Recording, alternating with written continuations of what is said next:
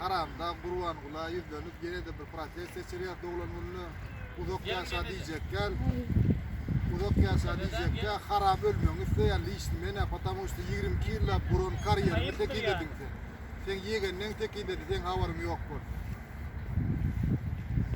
şu protest üçünüm yine şeydik etmeli bol ya yat yurtlarda bolsa ne tip oldu başına barar tanılgıcı günün aldı ne açıvatta gelir ki ya gelebilmez diye fikir etme bir yandan okun gireceğini bilmem hala ok bol girer halk doğrumda ok bol girer halk ne tip oldu inşallah az baktın aldı tavret o günlerim görürdüm ben sana ölgün bol diyecek ki yaşa bir halka tutuş görködünün ne tip oldu halk bol sana görkötecekti hiç saat unutma bunu tüm Türkmenistan'ın halkının adından Dasır yurtta geçer içinde geçiyorum halkın adından sana bir yeni bir edecek adım mı?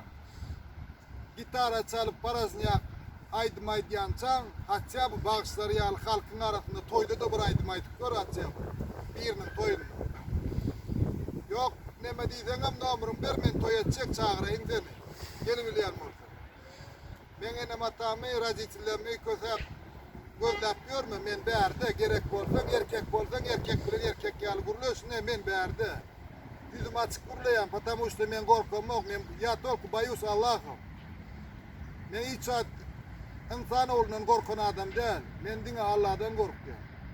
İyi Türkmen halkına da maslahat veren Allah'dan korkmak.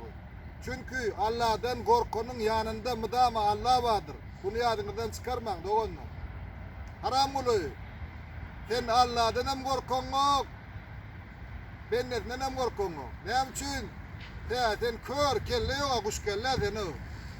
Boş kellen hanglap dur, tuvalay duruyor. İnni kimi için gem ne tip oldu sen o, bu vazda biter skor koyuyor, onu yalan geçirecek. Ne tip oldu inşallah. Geç bayram edin.